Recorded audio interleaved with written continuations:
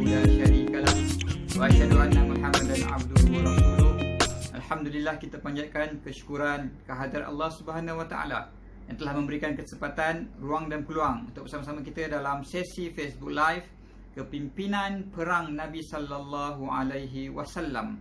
Pada petang ini kita akan membicarakan tentang satu peristiwa yang hebat, yang besar, yang banyak pengajaran yang kita boleh ambil daripada kisah tersebut walaupun bukan satu peperangan. Kisah ini berlaku pada tahun 6 Hijrah pada bulan Zulkaidah. Hadirin hadirat, satu hari Nabi bermimpi bahawa baginda menunaikan ibadah haji di Mekah. Padahal ketika itu Nabi berada di Madinah bersama para sahabat Muhajirin dan Ansar yang lain. Dan kita semua tahu bahawa mimpi Nabi merupakan satu perintah, wahyu daripada Allah SWT.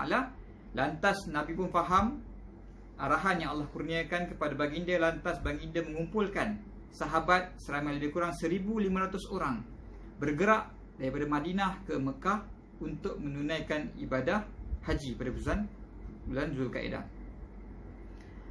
Jadi umat Islam seramai 1,500 orang keluar tanpa peralatan, tanpa persediaan peperangan, sebab mereka memang nak menunaikan haji seperti mana yang diperintahkan oleh Allah melalui mimpi yang diberikan kepada Rasulullah sallallahu alaihi wasallam. Tetapi apabila sudah sampai ke hampir memasuki kota Mekah, umat Islam dihalang dan berlakulah satu perjanjian. Diringkaskan cerita, berlaku satu perjanjian. Sebelum tu, apabila umat Islam dihalang memasuki Mekah, jadi orang kafir menghantar wakil untuk berdiskusi, berunding. Dan Islam juga menghantar Uthman bin Affan sebagai wakil untuk berunding dengan kafir Quraisy. Dan sampai berita kepada umat Islam bahawa Uthman telah terbunuh. Bayang pergi daripada Madinah ke Mekah 1,500 orang tanpa peralatan, tanpa persiapan, tanpa mentaliti berperang. Tetapi apabila umat Islam mengetahui bahawa Uthman telah terbunuh, berita gembar-gembur yang sampai, dan apa yang perlu dilakukan. Jadi mereka pun berbai'ah, berjanji setia di bawah sebuah pokok untuk membela kematian Uthman. Maksudnya umat Islam ketika itu berjanji setia untuk berperang all out, untuk kalahkan kafir Quraisy, untuk membela kematian Uthman, walaupun mereka tidak memiliki peperangan, tidak memiliki persediaan, tidak memiliki bahan untuk bertempur. Ini adalah satu keberanian yang luar biasa. Ini merupakan satu contoh yang kita kena lihat apa pengajaran dia. Pertama, Rasulullah SAW sangat yakin dengan perintah dan wahyu daripada Allah SWT. Sudah tentu baginda sebagai seorang hamba, sebagai seorang rasul, menyerahkan segala-galanya kepada Allah SWT. Sebab itu apabila berlaku perjanjian Hudaibiyah, yang dilihat oleh para sahabat seakan-akan berat sebelah. Kerana apa? Perjanjian Hudaibiyah menyebut bahawa umat Islam tidak dibenarkan untuk menunaikan haji pada tahun tersebut, kena datang balik tahun depan, tahun ke-7 Hijrah. Kemudian berlaku gencatan senjata selama 10 tahun. Tidak akan ada peperangan antara umat Islam dan kafir Quraisy. Mana-mana kabilah lain boleh mengambil pihak, sama ada nak berseteru, nak masuk kem umat Islam, ataupun nak bergabung dengan kem kafir Quraisy. Dan mana-mana orang musyrik daripada Mekah yang pergi ke Madinah hendaklah dipulangkan. Tetapi orang Islam yang pergi ke Mekah tidak perlu, yang lari ke Mekah tidak perlu dipulangkan. Jadi para sahabat secara atas kertas melihat perjanjian tersebut sangat-sangat berat sebelah. Tapi Rasulullah bersetuju di atas wahyu, di atas panduan daripada Allah SWT. Maknanya walaupun di atas kertas secara asas nampak sangat berat sebelah, tetapi Rasulullah yakin dengan panduan Allah SWT, dengan wahyu daripada langit. Apabila Umar radhiyallahu anhu, yang kita kenal peribadi dan karakter yang sangat tegas dan sering bangun menegakkan keadilan, bertanya, wahai Rasulullah, bukankah kita berada di atas landasan yang benar? Bukankah Islam adalah sebaik-baik agama yang paling tinggi? Kenapa kita tunduk dan kenapa kita patuh kepada perjanjian yang berat sebelah ini, dan seolah-olah memberikan mileage kepada pihak musuh? Lalu Rasulullah dengan penuh ketenangan memberitahu kepada Umar, wahai Umar, aku ialah hamba Allah, aku ialah Rasulnya. Aku tidak akan sekali-kali melanggar perintah Allah, dan aku yakin Allah tidak akan sekali-kali menyia-nyiakan aku. Jadi inilah tahap keyakinan dan ketaatan Nabi kepada setiap perintah Allah Subhanahu Wa Taala. Lalu selepas itu turun surah Al-Fath, inna fatahna laka fatham mubina. Hadirin hadirat, pengajaran pertama yang kita nak kena ambil ialah pemimpin kita hari ini tidak dipandu oleh wahyu. Kita bukan macam Nabi, ada panduan, ada bantuan daripada langit. Allah turunkan malaikat. Istastaghithuna rabbakum fastajaba lakum anni mumidukum bi alfin minal malaikati murdifin dalam perang Badar. Dan Allah turunkan juga malaikat dalam perang Khandaq, kita bincangkan sebelum ini. Arsalna alaihim rihan wa junudan lam tarawha. Tetapi kita hari ini tak ada benda-benda itu semua. Kita tidak menerima wahyu, kita tidak menerima bantuan daripada langit. Tetapi kita sebagai pemimpin hari ini, umat akhir zaman ini, kena membina satu hubungan, satu kebergantungan kepada Allah SWT secara total dengan amal peribadi kita. Terutama dalam 10 malam akhir ini, kita kena perbanyakkan qiyamul lail. Kita kena menangis, kena minta pada Allah SWT, kena membaca Al-Quran dengan penuh tadabbur, kena muhasabah diri, kena mengingati mati, kena membaca zikir-zikir yang boleh membersihkan hati. Semua ini adalah rutin harian yang perlu ada dalam setiap pemimpin. Tidak ada formula lain, hadirin hadirat. Kerana inilah yang akan memastikan setiap keputusan yang kita buat, setiap masalah yang kita selesaikan, insya-Allah Allah akan pandu. Walaupun tidak secara direct melalui wahyu yang Nabi dapat, tapi Allah akan memberikan lintasan hati ataupun idea-idea, kreativiti apabila kita rapat dan kita membina hubungan yang sangat ampuh dengan Allah SWT. Ini kita kena yakin. Elemen spiritual, elemen yang tidak nampak, yang intangible ini merupakan kekuatan yang perlu ada pada pemimpin Islam yang tak ada dalam mana-mana konsep kepimpinan barat. Saya bawakan satu contoh. Ini dalam modern leadership punya strategi ataupun style. Kajian menunjukkan apabila seorang pemimpin itu membuat keputusan, peratus dia betul adalah 1/3.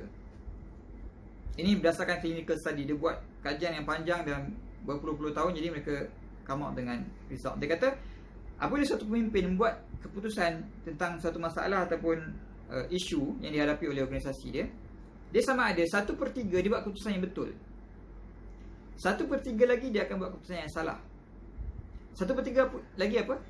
1/3 lagi dalam banyak situasi sebenarnya sama ada apa-apa keputusan yang dia buat doesn't make any difference.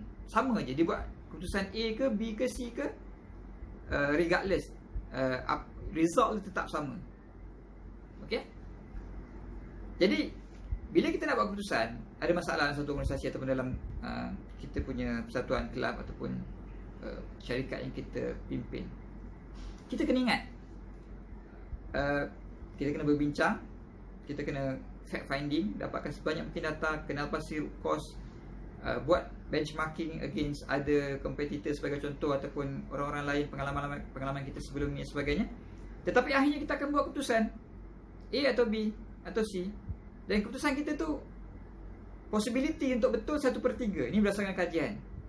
1/3 lagi akan salah, akan mungkin beri impak yang negatif, dan 1/3 lagi mungkin tak ada beza. Mungkin ada setengah kes-kes yang kita decide A ke B ke sama je. Jadi kita boleh buat kajian, kita boleh membuat perbincangan, tetapi akhirnya kita kena percaya sebagai seorang Islam ada elemen ketiga yang membantu kita, iaitu elemen langit, lintasan hati Allah. Lintasan hati yang Allah berikan kepada kita, ataupun idea-idea, pemikiran baru yang Allah terbitkan dalam pemikiran kita. Ini semua kita kena percaya, dan kita kena yakin. Banyak keputusan yang kadang-kadang kita rasa tak baik, tapi dia turn out to be the best solution, ataupun sesuatu yang kita rasa confirm baik, ini adalah solusinya, satu-satu jalan, tapi dia end up jadi sebaliknya. Bukankah Allah berfirman dalam Al-Quran,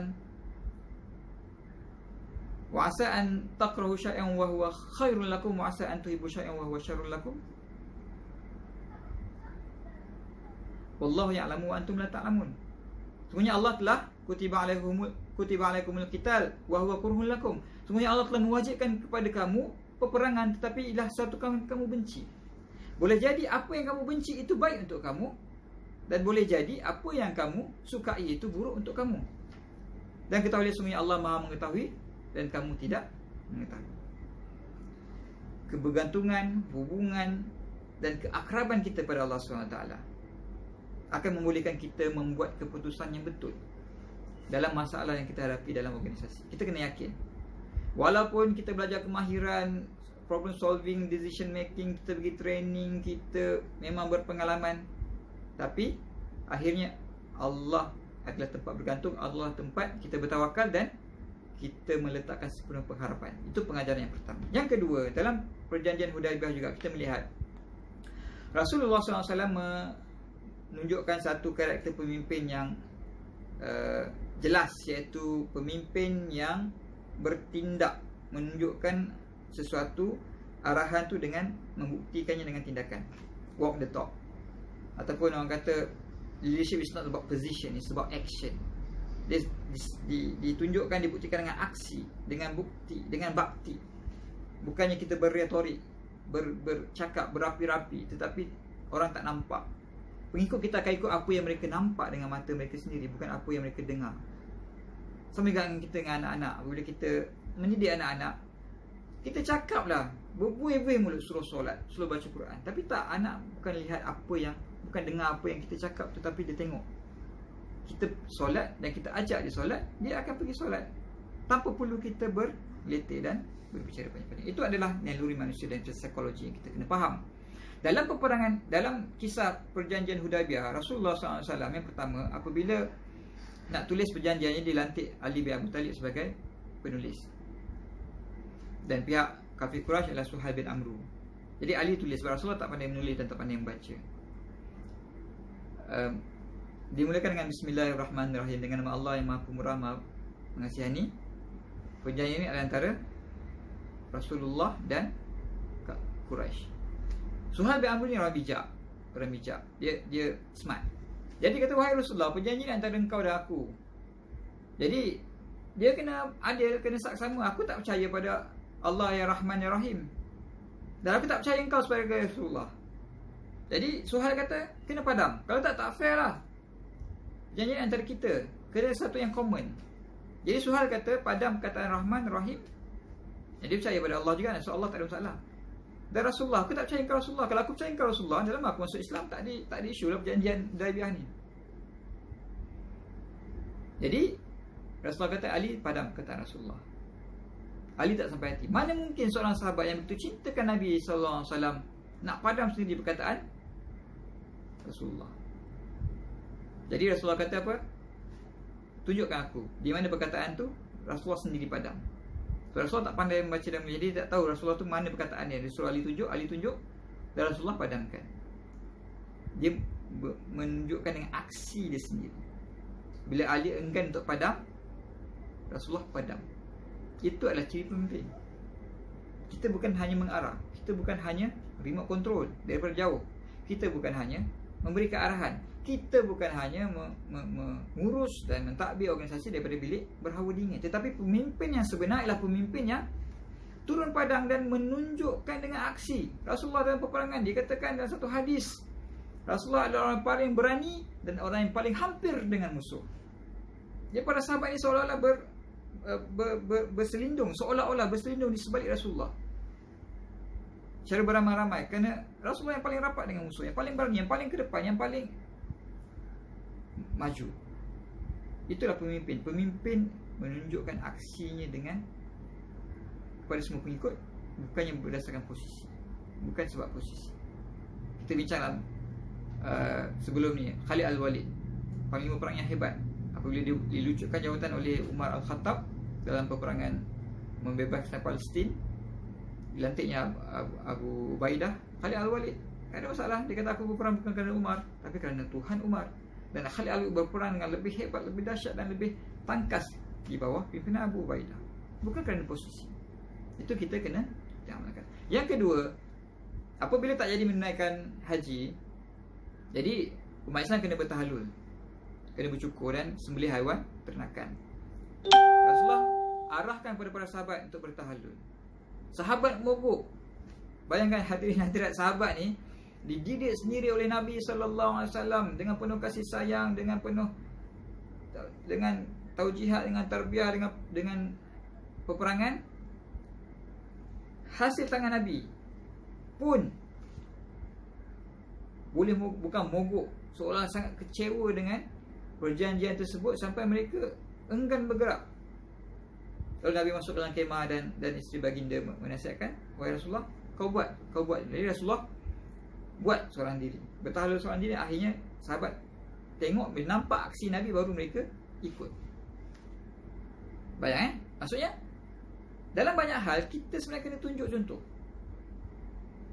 Walaupun kita kata pemimpin kena tengok long term, kena berwawasan, kena fikir strategik. Kalau kita sibuk buat daily routine, kita akan hilang fokus terhadap direction ataupun masa depan organisasi yang kita fikir ataupun organisasi yang kita pimpin. Tetapi sebenarnya perlu ada masa yang kita berikan untuk turun padang dan tunjukkan contoh, okay, pada semua ahli-ahli di bawah kita. Itu yang kedua. Yang ketiga, Rasulullah juga membuktikan bahawa baginda adalah pemimpin yang menepati janji, yang berintegriti. Sebaik saja perjanjian Hudaibiyah itu ditandatangani, dimeterai. Jadi Allah nak uji umat Islam. Seorang Muslim yang baru masuk Islam, iaitu Abu Jandal, yang merupakan anak kepada Suhaib bin Amru, berlari-lari ke arah Rasulullah. Dia kata dia nak ikut Islam, dia nak bersama-sama dengan Rasulullah dan nak pergi ke Madinah. Tetapi baru saja termeterai tadi perjanjian dalam Hudaibiyah bahawa musyrik yang lari ke Madinah atau bersama kelompok Islam adalah dipulangkan. Menangis-nangis. Dan benda ni berlaku di hadapan para sahabat yang lain, 1,500 orang ni. Melihat seorang Islam yang nakkan Islam bersama-sama Nabi dan telah percaya kepada Allah SWT, tetapi disebabkan kejujuran dan menepati janji yang telah termeterai dalam perjanjian Hudaibiyah, Nabi terpaksa cakap, wahai Abu Jandal, aku tak boleh, kau tak boleh bersama-sama dengan aku. Dia terpaksa pulangkan Abu Jandal kepada kafir Quraisy. Dan mereka tak tahu apa yang akan berlaku kepada Abu Jandal. Mungkin diseksa, mungkin dibunuh, mungkin diapa-apakan kerana tindakan. Tapi Nabi membuat keputusan yang sangat berat, tetapi atas dasar, atas prinsip integriti. Dia terpaksa mengikuti perjanjian yang telah dimeterai. Jadi ini satu lagi pengajaran yang ketiga yang kita perlu ambil, ialah tentang integriti ataupun amanah. Warren Buffett, seorang billionaire, dan kata-kata dia yang famous, dia kata bila dia nak ambil kerja seseorang tu, dia tengok dua kualiti. Satu kemahiran, kerajinan, satu integriti. Ini tak lari dengan Islam. Saya ambil contoh barat lah, saya sekali kan. Tapi Islam kata innal khairu man istajal qawiyul amin, dalam surah Al-Anbiya kan. Ini sebaik-baik orang yang ayah perlu ambil untuk bekerja ialah orang yang qawi dan amin. Qawi ni kuat, berkemahiran, bercapability. Amin ni lah integrity. Sama enggak? Warren Buffett kata dia nak pilih orang kerja untuk lead, jadi CEO syarikat-syarikat dia kata dia tengok qawil amin juga. Cuma dia tak sebutlah qawil amin. Dia kata kemahiran, kerajinan dan juga integrity. Kalau orang tu salah satu kan, maksudnya integrity ada, integrity tak ada, kerajinan ada, integrity ada, kerajinan tak ada, okey, still okey. Tapi kalau orang tu kerajinan dia hebat, capability dia hebat, integrity tak ada, dia tak akan ambil. Sebab bagi dia integrity adalah nombor satu. Integrity lebih penting daripada kerajinan dan kemahiran. Pemimpin ni kalau tak ada integriti, habislah. Habis. Tak ada apa yang kita boleh harapkan lagi daripada beliau ataupun daripada pemimpin. Sebab tu kita lihat dalam senario politik, contoh negara kita lah, kita nak ambil bincang sikit. Bukan pasal parti, bukan pasal mana-mana pihak, tetapi mana-mana pihak sekalipun yang memimpin, kalau integriti ada isu, berlaku ketirisan, berlaku rasuah, habis. Semua perkara lain, semua kualiti lain, semua pembangunan lain yang dibuat seolah-olah sia-sia. Selain integriti, pengajaran keempat yang kita boleh ambil dari pengajaran kisah perjanjian Hudaibiyah ni ialah keadilan dan saksama. Lebih kurang macam tadi saya katakan, apabila Suhail bin Amr minta Rasulullah padamkan perkataan Rahman Rahim, dan juga Rasulullah padam. Okay? Bahawa bukan saja sesama umat Islam, bukan sama ahli pasukan saja, dengan musuh pun kita kena berlaku adil. Kadang-kadang kita rasa macam musuh ni banyak tipu daya, banyak muslihat, kan? Dia buat kat kita tak apa. Okay, tapi ingat, musuh kita bukan guru kita. Musuh kita bukan contoh kita. Musuh kita buat macam mana pun kepada kita, tetapi kita buat berdasarkan prinsip yang kita pegang. Islam ajar adil, Islam ajar integriti, Islam ajar saksama. Kita buat benda tu pada musuh, bukan ikut benda tak elok yang musuh buat pada kita. Kerana musuh bukan guru kita, bukan coach kita, bukan contoh teladan. Dan yang terakhir, yang kelima, pengajaran yang besar daripada perjanjian Hudaybiyah ini juga ialah perlunya sebagai seorang pemimpin, bagaimana Rasulullah SAW berfikir secara long term, secara luar kotak, secara jangka masa panjang, berwawasan dan bermisi-visi yang besar.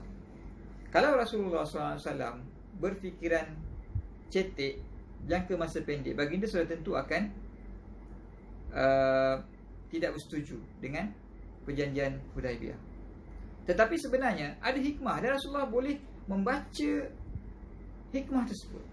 Kita lihat, apabila berlaku gencatan senjata selama 10 tahun, maksudnya tidak akan ada pertumbungan perangan antara Islam dan kafir Quraisy selama 10 tahun. Jadi Islam boleh menggunakan peluang tersebut, masa tersebut, untuk menyebarkan Islam selain daripada di Mekah. Banyak lagi manusia di Jazirah Arab. Jadi apa yang Nabi buat?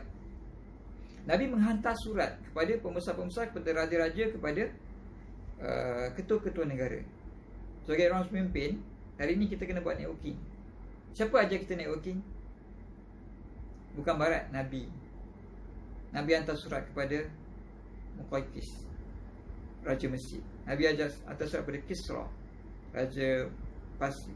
Nabi hantar surat kepada Kaisar, Raja Rom, kepada Oman, Yamamah, dan kerajaan-kerajaan lain yang berada di sekitar tanah Arab ketika itu, mengajak mereka kepada Islam. Sebahagian terima, sebahagian tak cakap apa-apa, sebahagian menolak, sebahagian memaki dan mengoyakkan kertas Nabi. Lalu Allah menghancurkan kerajaan mereka.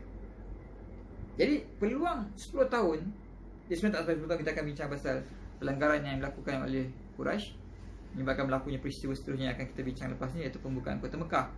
Tetapi peluang gencatan senjata ini digunakan oleh Islam untuk mengembangkan dan menghantar surat-surat kepada lebih banyak pihak lain. Jadi adalah benda satu yang sangat baik untuk jangka masa panjang Islam.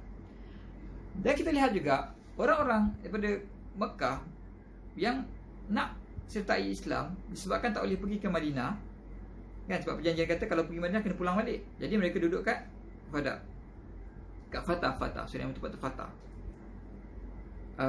Kumpul sampai jadi satu kampung, sampai jadi satu tempat yang berkumpul orang-orang yang nak bersama Islam tapi tak boleh pergi ke Madinah. Jadi diorang buat apa? Apabila ada dagangan kafilah perdagangan kafir Quraisy, jadi mereka ni serang, kan? Nak pergi ke Syam serang, balik dari Syam pun kena serang yang umat Islam yang duduk kat Fatah ni. Jadi orang kafir Quraisy ni susah hati. Dia kata rugi kita, kan? Baik kita batalkan je perjanjian tu. Perjanjian poin-poin untuk orang Islam yang nak daripada Mekah ke Madinah yang kena pulang balik tu, dia orang batalkan disebabkan kerugian-kerugian yang dialami oleh kafilah-kafilah perdagangan mereka. Satu lagi hikmah yang hanya terlihat dia punya kebaikannya selepas satu tempoh masa yang panjang. Dan yang ketiga, kebaikannya juga Islam boleh berkembang luas.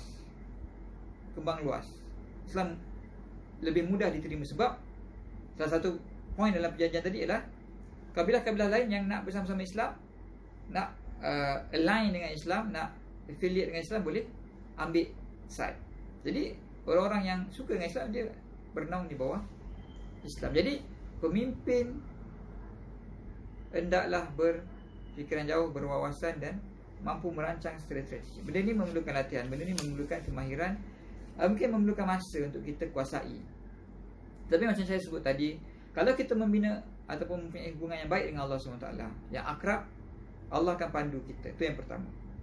Kemudian kita juga kena menguasai medan yang kita pimpin, subject matter expert. Kita kena jadi subject matter expert. Bukan saja pemimpin yang mengarahkan ataupun mengurus, tapi kita kena tahu setiap perincian perkara yang kita pimpin itu, supaya kita boleh membuat jangkaan, kita boleh buat perancangan untuk jangka masa panjang. Dan juga pemimpin perlu fokus kepada long term goal berbanding short term goal. Ini benda yang penting. Okay? Sebab kita nak melaksanakan sebuah agenda yang besar, boleh jadi kita rugi-rugi sedikit di sepanjang perjalanan, ada syahid sikit, ada casualties di sana sini, tetapi akhirnya kita mencapai objektif besar yang kita nak capai. Kalau kita tidak berfikiran jauh dan tidak berstrategi, tidak berwawasan, kita mungkin akan sibuk menguruskan operasi harian. Sebab itu kalau kita ambil contoh ataupun analogi chess, okay? King dalam chess ni dia gerak satu petak je. Tahu kan siapa yang main chess ataupun catur kan? King ni dia gerak satu petak, depan, kiri, kanan, atas, bawah. Satu petak je. Sebab apa? King yang paling power. Sebab kalau mati king, habis kita kalah. Maksudnya orang paling tinggi, pemimpin yang paling hebat dalam satu organisasi, dia tak boleh gerak banyak sangat. Sebab apa? Sebab dia kena fikir banyak, dia kena merancang banyak, dia kena berwawasan banyak, dia kena extrapolate, dia kena anticipate. Jadi semua kerja-kerja minda, dia kena membaca, dia kena mengkaji, dia kena berdiskusi. Ini analogi yang kita boleh ambil lah, tanpa menafikan pemimpin perlu turun padang. Tetapi pemimpin yang tertinggi ni, yang diharapkan untuk kasih direction, untuk bawa polisi-polisi besar, dia tak boleh gerak banyak sangat macam king dalam catur. Dia kena satu petak je gerak. Biar ahli lain yang gerak banyak, yang buat percaturan, tetapi yang melaksanakan percaturan. Tetapi pemimpin yang paling tinggi ni, dia kena fokus pada pemikiran. Jadi itulah sebahagian 5 pengajaran besar yang kita boleh ambil dari perjanjian Hudaibiyah. Allah berfirman dalam Quran, laqad radiyallahu anil mu'minin iz yubayyi'unaka tahta asy-syajarah fa'alima ma fi qulubihim fa'anzala as-sakinata 'alaihim wa asabahum fathan qariba. Sungguhnya Allah redha ke atas orang-orang mukmin yang berbai'ah, berjanji setia denganmu wahai Muhammad sallallahu alaihi wasallam, di bawah sepohon pokok. Perjanjian Ridwan, bai'atul Ridwan. Allah mengetahui apa yang ada di hati mereka, dan Allah menurunkan sakinah, ketenangan ke dalamnya, dan selepas itu Allah memberikan mereka kemenangan yang dekat. Kemenangan ini merujuk pada pembukaan Kota Mekah yang berlaku 2 tahun selepas perjanjian Hudaibiyah. Hadirin-hadirat, kita adalah manusia yang penuh kelemahan. Kita tak tahu apa yang akan berlaku esok. Penyelemahannya kita, penyelemahannya manusia yang hadirin-hadirat. Malam tadi kalau saya tanya, pukul berapa anda tidur? Tak ada siapa boleh jawab, betul tak? Pukul berapa kita tidur malam tadi? Mana kita tahu pukul berapa kita tidur? Kalau kita tahu pukul berapa, kita tak tidur lagi. Kalau kita sedar pukul berapa, maknanya kita belum tidur. Faham? The fact that kita tak boleh jawab pukul berapa exactly, minit dan saat kita tertidur malam tadi, menunjukkan betapa lemahnya manusia dan betapa besarnya ilmu Allah SWT. Pemimpin nak merancang, nak membuat keputusan, kita sangat terbatas. Hadirin hadirat, kita mengharapkan Allah, mengharapkan lintasan hati, idea dan kreativiti pada Allah SWT. Jadi inilah pengajaran terbesar yang kita boleh ambil daripada perjanjian Hudaibiyah. Kita tak tahu banyak benda, kita berpandu pada perintah Allah, pada tunduk kepada Allah, berpengalaman dengan lintasan hati Allah, dengan perbincangan dengan surah yang Allah telah galakkan, insyaAllah kita akan mampu baik kebaikan organisasi kita dan kebaikan Islam. Sekian, wabillahi taufiq wal hidayah. Assalamualaikum warahmatullahi wabarakatuh.